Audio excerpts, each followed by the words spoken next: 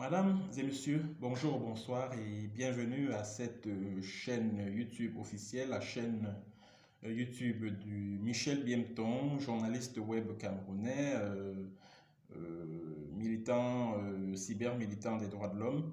Et merci de vous abonner massivement à cette chaîne YouTube, le Net Plus Ultra de l'actualité des droits de l'homme au Cameroun et en Afrique. Merci également de nous contacter par WhatsApp au numéro plus 226 74 76 20 79. Je reprends le plus 226 74 76 20 79. Si vous avez des contributions à apporter pour le bon fonctionnement de cette chaîne, si vous avez des informations confidentielles que vous souhaiterez voir diffusées à travers cette chaîne, vous pouvez contacter ce numéro WhatsApp, je précise, et Signal. Pour ça, c'est pour ceux qui se trouvent au Cameroun pour assurer leur sécurité. Donc, pour ceux qui sont au Cameroun et qui, en toute sécurité, aimeraient nous contacter pour partager avec nous un certain nombre d'informations confidentielles, vous pouvez nous contacter par Signal que vous allez télécharger à partir de Play Store sur votre portable. Je reprends le numéro, le plus 226 74 76 20 79. Et vous pouvez également trouver au bas de ce petit écran un lien PayPal pour ceux qui aimeraient également apporter leur contribution. Vous savez, nous avons besoin de toucher un nombre plus large de followers. Voilà pourquoi il est important de sponsoriser cette chaîne ainsi que la page YouTube. La page YouTube, par les pages YouTube par lesquelles les vidéos postées sur cette chaîne YouTube sont également diffusées. Alors aujourd'hui, nous allons parler de cette tradition au Cameroun de juger les civils par les tribunaux militaires. Alors, je commencerai d'abord par adresser mes encouragements à la famille de Dame Jomo Stéphanie. Jomo Stéphanie, c'est cette maman qui, le 3 novembre dernier, dans le cadre de l'émission Parole aux femmes, je crois que c'est ça le nom de l'émission, a témoigné de ce qu'elle a vécu en tant que victime du conflit en cours en zone anglophone. Elle a perdu ses enfants qui étaient des jumeaux alors qu'elle fuyait les échanges de tirs entre les indépendantistes armés anglophones et les soldats camerounais. Elle a dû se réfugier en forêt où malheureusement elle a perdu ses enfants qui étaient des jumeaux, ses deux enfants, et elle a dû faire face à de nombreuses difficultés. Et elle s'est retrouvée du côté de Douala. Mais malheureusement, comme le Cameroun est devenu cette espèce d'État voyou qui n'a d'égard vis-à-vis de rien ni personne, cette dame se trouve en ce moment écrouée à la prison centrale de Nouvelle. Juste pour ce témoignage qu'elle a eu à faire, elle n'a indexé personne, elle n'a accusé personne injustement. Elle se retrouve en ce moment écrouée à la prison centrale de Douala Nouvelle juste pour ce témoignage qu'elle a eu à faire des affres de la guerre en zone anglophone. Et elle devra faire face au tribunal militaire.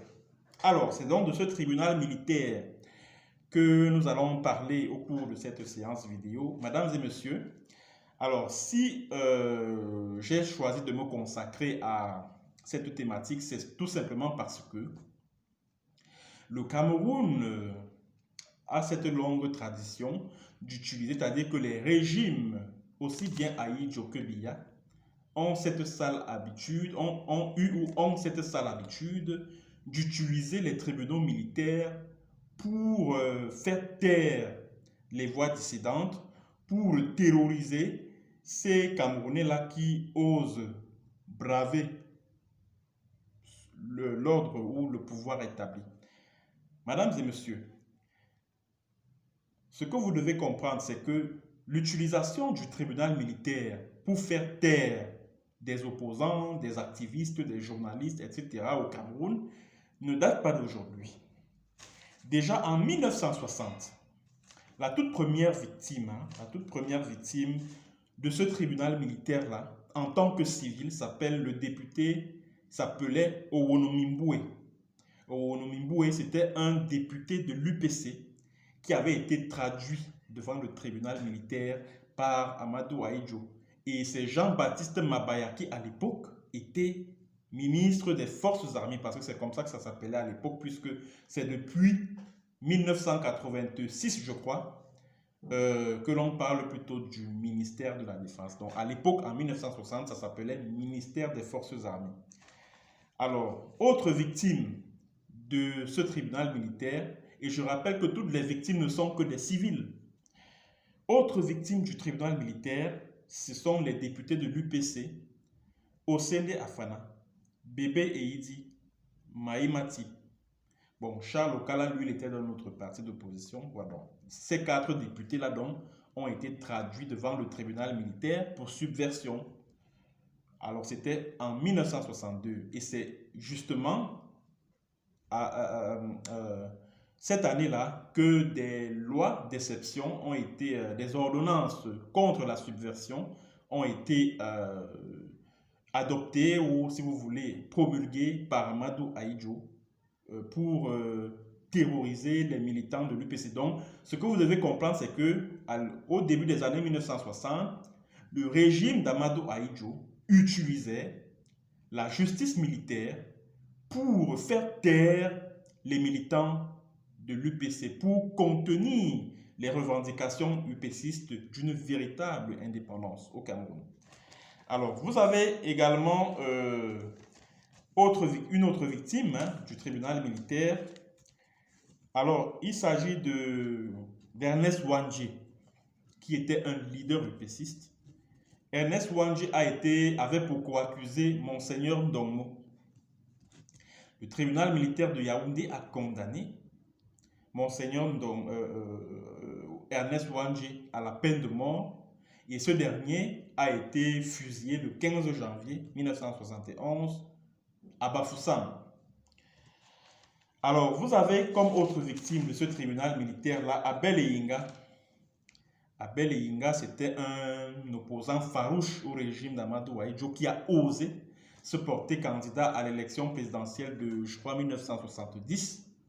Alors, Ahidjo a considéré cela comme étant un peu osé de sa part. Il l'a pris, il l'a jeté en prison. Et il a dû faire face à Abel Eyinga au tribunal militaire de Yaoundé. Alors, en 1982, le 6 novembre, Paul Biya arrive au pouvoir. Bon, comme je vous ai expliqué tout à l'heure, dès le début des années 1960, c'est-à-dire que quand le Cameroun acquiert la souveraineté internationale, l'indépendance, au début des années 1960, la justice militaire était utilisée par le tout nouveau régime, le régime d'Amadou Ahidjo, pour combattre les UPCistes, pour faire taire les voix dissidentes qui étaient en majorité les militants de l'UPC. Alors, le président Biya arrive au pouvoir le 6 novembre 1982. Et quand il arrive au pouvoir le 6 novembre 1982, le tout premier défi auquel il fait face, c'est-à-dire que la toute première difficulté à laquelle Paul Biya et le nouveau régime font face, c'est le coup d'État manqué. Et il y avait des complots qui commençaient à être tissés par l'ancien régime qui visaient à lui ravir le pouvoir. Bon, ça c'est ce qui se disait à l'époque. Alors, le tribunal militaire était donc utilisé pour faire face au clan d'Amadou Ahidjo qui était en train d'ourdir un complot pour récupérer le pouvoir des mains de Paul Biya. Alors, le nouveau régime de Paul Biya a donc utilisé le tribunal militaire pour, pour faire taire toutes ces personnes-là. C'est ainsi donc que la toute première victime du tribunal militaire sous Paul Biya s'appelle Amadou Ahidjo. Nous sommes en 1983. Amadou Ahidjo fait face au tribunal militaire. Pourquoi? Parce que en août 1983, Salatou Adamou et Rolong Etienne, ils ont été arrêtés, interpellés par les services de sécurité camerounais Et ces derniers ont avoué que Amadou Ahidjo les a mandatés pour aller tuer le président Biya lors de la finale de la Coupe du Cameroun, donc du moins lors d'une cérémonie à laquelle devait présider Paul Biya à cette période-là. Alors ça, c'est ce que Henri Bandolo dit dans son livre La flamme et la fumée. Bon, ces deux-là ont été arrêtés et ils ont dit que c'est Amadou Ahidjo qui les a mandatés ou qui les a envoyés pour tuer le président Biya. Et c'est ainsi que les trois vont être traduits devant le tribunal militaire de Yaoundé. Bon, Amadou Ahidjo sera jugé par contumace. Et je crois en mars 1984, il sera condamné à mort. Et sa peine, la peine sera commue en peine à vie en avril 1940, je crois en mars. Ce même mois-là, c'est en février plutôt, 1984, que Amadou Ahidjo est condamné et en mars, la peine est commuée à la peine à vie. Alors, en 1984, donc le 6 avril, un coup d'État organisé par la garde républicaine de l'époque, qui aujourd'hui est devenue garde présidentielle, la garde républicaine de l'époque, qui était constituée en majorité des ressortissants du Grand Nord, du Septentrion, Grand Nord du Cameroun, bon, organise un coup d'État est organisé, mais malheureusement le coup d'État fera long feu. Ce coup d'État sera maté et des personnes plus ou moins impliquées dans cette tentative, dans ce putsch, dans cette tentative de putsch, seront trimballées où? Devant le tribunal militaire. Et ce qui est curieux, c'est que le coup d'État manqué du 6 avril 1980 a lieu le 6 avril 1984. Mais en mai, c'est-à-dire que le 1er mai, c'est-à-dire que le début mai, c'est-à-dire qu'à la mi-mai 1984, les verdicts commencent déjà à tomber. Les verdicts de condamnation à être des condamnations à mort et à la fusillade sur la place publique commencent déjà à tomber. Donc, ça veut dire pratiquement en un mois. Quel est ce procès qui peut avoir lieu en un mois? Les enquêtes préliminaires ont lieu quand? L'instruction a lieu quand? Le procès lui-même a mis combien? Non, non, non, non. C'était donc un procès expéditif, un procès kafkaïen qui a abouti à la condamnation. Donc, ça veut dire que le tribunal militaire a cette habitude-là des procès kafkaïens, des procès expéditifs. Mais sauf que cette fois-là, on a quand même vu des militaires être, des gendarmes, des militaires être jugés pour ça. Même comme là-dedans aussi, on trouvait des civils. Parce qu'il n'est pas normal que le tribunal militaire puisse juger des civils. Nous allons revenir là-dessus tout à l'heure. Bon, après le procès des personnes soupçonnées d'être impliquées dans le coup d'État manqué du 6 avril 1984, le régime Biya doit faire face quelques années plus tard, c'est-à-dire au début des années 90, aux revendications de l'ouverture démocratique. Parce qu'à l'époque, avant 1990, c'est-à-dire que de 1966 en 1990, c'était au Cameroun, c'était l'époque du parti unique. Et le parti unique à l'époque, c'était l'Union nationale camerounaise. Alors, en 1990, donc en avril, des opposants camerounais tels que Ekane Anissé, tels que Yondo Black, Henriette Ekwe et Jean-Michel Tekam sont arrêtés et jugés devant le tribunal militaire. Bon, ils sont condamnés bon, à des peines pas très lourdes, hein, on va dire des peines de quelques mois de prison. Voilà, donc ils sont donc condamnés à quelques mois de prison là. Et vous voyez que là, nous sommes déjà, et tous sont des civils, s'il vous plaît. C'était des opposants politiques à l'époque. Et en 2012, c'est un autre opposant politique, Enom Yomese, qui sera jugé et condamné à 7 ans de prison devant le même tribunal militaire. Devant le même tribunal militaire. Bon, il sera acquitté, pas acquitté du moins, sa peine sera réduite drastiquement, hein, je crois à 3 ans, à 3 ans de prison, 4 ans. Bon. Donc, sa peine sera allégée à 3 ans, du moins sera ramenée à 3 ans, et c'est à la faveur de cette diminution de sa peine-là que Enom Yomese a pu recouvrer la liberté en avril 2015. Alors, nous sommes en 2012, carrément. Bon, en 2014, il y a eu également des journalistes qui ont été jugés au tribunal militaire, tels que Rodrigo Tongue, Baba Wame et puis Félix Eboulé Bola. Donc, la justice militaire leur reprochait de n'avoir pas fourni des informations qu'ils détenaient, qui étaient relatives aux atteintes à la sûreté de l'État. Bon, ça, c'est ce que le tribunal militaire a estimé à l'époque. Bon, ils seront jugés tous les trois et ils comparaîtront libres pour une fois. Mais à la fin, bon, ils vont finir par être acquittés.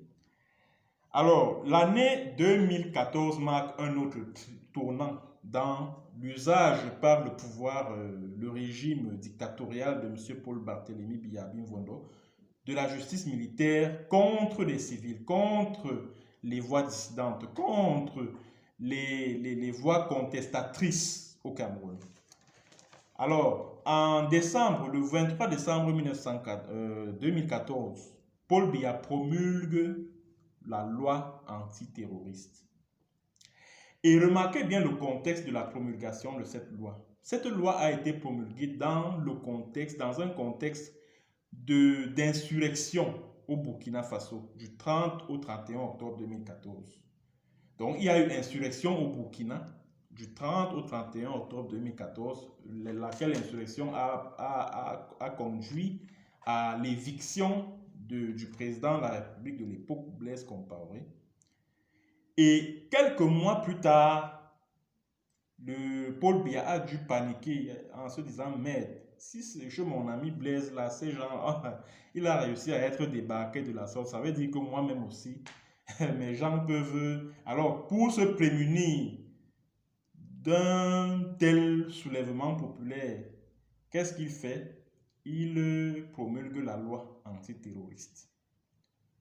C'est donc sur cette base-là donc que depuis lors, des civils, c'est-à-dire des gens qui n'ont rien à voir avec le terrorisme, sont jugés devant le tribunal militaire sous le fallacieux prétexte soit du terrorisme, soit de l'apologie de terrorisme, soit de la complicité de terrorisme. Il y a eu plein de victimes. Il y a les anglophones là, c'est-à-dire que les Penterens, les Mancho Bibixi, les General Ngalim, bref, des milliers et des milliers de jeunes anglophones qui ont été arrêtés en 2016 juste parce qu'ils manifestaient contre l'injustice de cet État unitaire que Biya a forcé avec Ahidjo d'abord et Biya ensuite force avec le peuple anglophone de Southern Cameroun.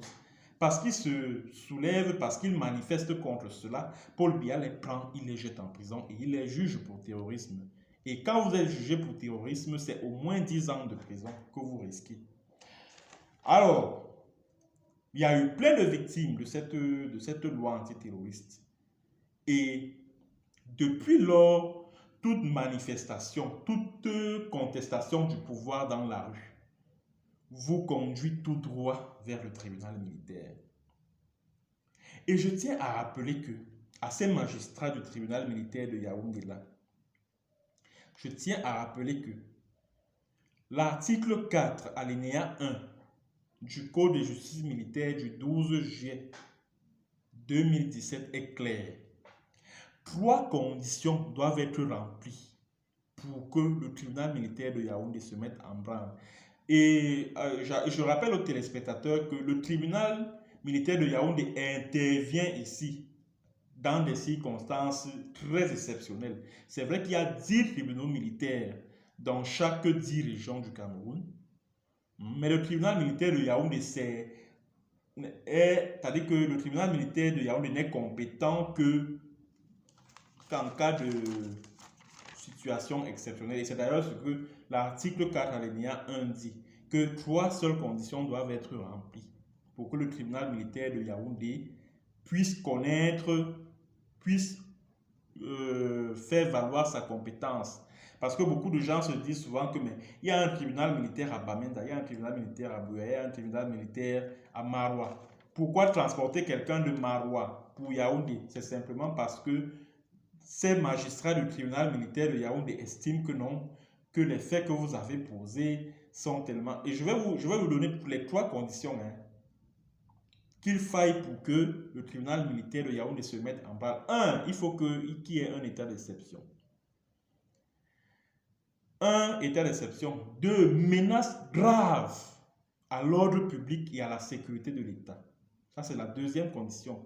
1, il faut qu'il y ait que le président de la République ait décrété un état d'exception. 2, il faut qu'il y ait une menace grave. Je dis bien menace grave, j'insiste sur l'adjectif qualificatif grave. Alors, ça veut dire que vous ne pouvez pas trimballer devant le tribunal militaire des civils qui ont simplement manifesté leur ras-le-bol dans la rue. Ce n'est pas possible. En quoi est-ce que ces civils qui manifestent dans la rue constituent une menace grave à l'ordre public et à la sécurité de l'État? En rien du tout. Et quand on dit menace grave ici, on fait référence ici à l'usage des armes de guerre. Donc, il n'y a qu'une circonstance de guerre pour justifier la mise en branle du tribunal militaire de Yaoundé. La 3e condition, c'est l'acte de terrorisme. Nous savons tous ce que c'est que le terrorisme. C'est les attentats à la bombe piégée, c'est l'usage des bombes humaines, c'est les attentats terroristes, etc., etc. Voilà ce qu'on appelle le terrorisme. Et en plus de ça, les tribunaux militaires ne sont même pas obligés de juger des gens pour terrorisme. Les magistrats civils peuvent bien juger des citoyens, surtout quand il s'agit de civils qui sont soupçonnés d'être impliqués dans des activités terroristes. En France, par exemple, je vais vous prendre l'exemple de la France. En France, par exemple, il y a un groupe de juges d'instruction qui sont compétents pour juger des affaires de terrorisme. Je vais vous citer 4 noms. Vous avez Jean-Louis Bruguière, vous avez Gilbert Thiel, vous avez Laurence Levert, vous avez Jean-François Ricard. Ce sont les juges d'instruction parmi tant d'autres qui sont compétents. C'est-à-dire quand on parle de terrorisme en France, là, les activités terroristes, ce sont ces juges-là qui sont compétents. Et ce pool de juges d'instruction travaille avec la 14e section antiterroriste du parquet de Paris. Donc, dans des pays comme la France, c'est les magistrats civils qui poursuivent des civils impliqués dans des affaires de terrorisme. Les tribunaux militaires, c'est comme leur nom l'indique, c'est uniquement pour des militaires, des hommes en armes, des soldats, des militaires, etc., des gendarmes et tout ça. Un civil n'a absolument rien à faire devant un tribunal militaire. Un civil n'a rien à faire devant un tribunal militaire. Et quand vous trimballez un civil devant un tribunal militaire, surtout dans le contexte camerounais, la plupart des magistrats qui jugent les affaires au tribunal militaire, ce sont des militaires. Un militaire, il a une carrière à préserver. Hein? Et le tribunal militaire est rattaché à une direction au niveau du ministère de la Défense. Ça s'appelle la direction de la justice militaire. Et le ministère de la Défense au Cameroun n'est qu'un ministère délégué à la présidence. Donc, ça veut dire que le véritable ministre de la Défense, ce n'est même pas Petit Assomo. C'est Paul Biya qui est le véritable ministre de la Défense au Cameroun. Alors, un militaire, la justice est censée être impartiale et indépendante. Or, voilà un militaire que l'on commet pour juger un civil. Le militaire qui doit obéissance au chef, parce que Paul Biya est le chef supérieur des forces armées au Cameroun. Vous pensez que si un magistrat militaire a en face de lui, un civil qui a contesté le pouvoir de Biya dans la rue, il va se dire que mais voilà quelqu'un qui ose braver mon chef. Et vous pensez qu'il aura à l'idée de l'acquitter? Non, il va le condamner parce qu'il estime que ce jeune homme ou cette jeune dame qui a manifesté dans la rue pour demander par exemple le départ de Paul Biya veut par exemple que ce militaire-là, parce que ce militaire est redevable de sa carrière à Paul Biya, donc il estime que vous qui avez demandé le départ de Paul Biya dans la rue, vous menacez sa carrière à lui en tant que militaire. Alors il n'a pas d'autre choix parce que le militaire, lui, c'est-à-dire qu'on a comme le sentiment que l'armée au Cameroun est comme une milice à la solde d'un régime, à la solde d'un homme appelé Paul Biya au Cameroun. Ce n'est pas une armée républicaine là, je suis désolé. Cette armée, l'armée du Cameroun, n'est pas une armée républicaine. Là-dedans, on estime que non, on doit soutenir non pas la République, non pas les valeurs républicaines, non pas les lois de la République, mais un chef. Alors, quand vous allez à l'encontre de ce chef, vous devez être puni par devant le tribunal militaire, par ce magistrat militaire qui doit sa carrière de militaire au président Biya. Voilà pourquoi l'utilisation par le régime de Paul Biya des tribunaux militaires contre des civils va en violation de tous les instruments juridiques internationaux des droits de l'homme, notamment le pacte international relatif aux droits civils et politiques, la charte africaine des droits de l'homme et des peuples, qui prescrivent que les tribunaux doivent être impartiaux et indépendants dans le prononcé du jugement, dans le suivi des affaires, dans le jugement des affaires. Or, les tribunaux militaires ne réunissent pas toutes ces conditions-là.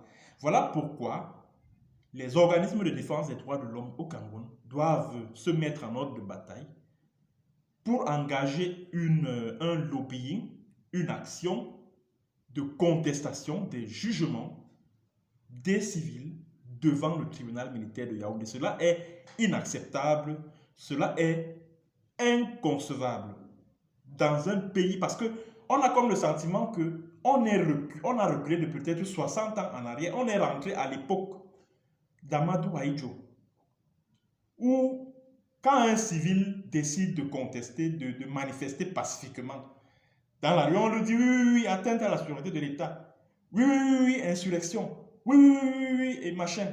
Mais au même moment, on vous dit que non, les manifestations publiques sont autorisées par la loi. Il y a les lois sur le régime des manifestations publiques et des réunions publiques. Et je crois que c'est la loi du 19 décembre 1990. Là-dedans, vous trouvez des dispositions, c'est-à-dire que qui prévoit ce à quoi s'expose tout manifestant, tous ceux qui manifestent de manière illégale. Et c'est le code pénal qui prévoit ça. Et les sanctions ne vont pas au-delà de 3 à 6 mois. Or, vous voulez simplement manifester au Cameroun. On dit non. Hostilité contre la patrie, outrage à chef d'État, insurrection, révolution, ceci, cela. Et la révolution, ça vous expose à quoi? À une peine à vie. Donc on vous expose à des lourdes peines juste parce que vous avez manifesté pacifiquement dans la rue. Cela n'est pas du tout acceptable. Je suis l'une des victimes du tribunal militaire et je sais de quoi je parle. Je sais de quoi je parle juste parce que j'exerce ma profession de journaliste. Juste parce que je m'intéresse à la lutte du peuple anglophone pour son autodétermination, pour la restauration de son indépendance. On a estimé que je fais dans l'apologie du terrorisme. Bon, je ne sais pas si ce procès avait eu lieu. Si ce procès avait eu lieu contre moi, j'allais demander à la cour que qui terrorise même qui en zone anglophone là-bas. Ceux qui brûlent les maisons là-bas, c'est les forces de défense camerounaises, ce sont des soldats camerounais. Ceux qui violent les mamans, Ceux qui violent les jeunes filles, ce sont les soldats camerounais. Ceux qui massacrent des jeunes gens de 19 à 35 ans, ce sont des soldats camerounais. Ceux qui massacrent, y compris des bébés de 4 mois, comme le bébé Martha à Mouyouka, le 21 mai 2019, c'est des soldats camerounais. Alors, s'il faut parler de terrorisme en zone anglophone, c'est bel et bien l'État du Cameroun et ses forces armées qui sèment la terreur sur ce territoire-là, de manière à amener ces populations à renoncer à toute idée de revendication indépendantiste. Il faut que les Camerounais le sachent, il faut que le monde entier le sache, que les véritables terroristes en zone anglophone, le principal, le chef terroriste en zone anglophone, c'est Paul Barthélemy Biabi Mvondo, chef supérieur des forces armées. Et l'armée, c'est-à-dire que les soldats camerounais là-bas agissent comme des groupes terroristes là-bas. L'exemple, ce qui s'est passé à Kumba tout récemment, là, où des soldats en civil se sont mués en groupe terroriste pour aller massacrer des élèves. Cet exemple-là doit nous parler. Mais moi, j'ai été accusé d'avoir fait dans l'apologie du terrorisme. Vous voyez donc que, mesdames et messieurs, le régime dictatorial de Paul Biya, il s'agit bel et bien d'un régime dictatorial et c'est l'une des manifestations justement de l'autocratie, du totalitarisme, de la dictature, à savoir utiliser les magistrats militaires, utiliser les tribunaux militaires pour faire taire les populations afin qu'elles n'aient pas le courage de contester le régime dans la rue, afin qu'elles n'aient même pas l'idée, cette idée-là, de braver l'autorité de l'État, entre guillemets. C'est donc l'exposé que j'avais à faire ce jour, mesdames et messieurs. Partagez cette vidéo, partagez-la au maximum. Merci de soutenir l'initiative de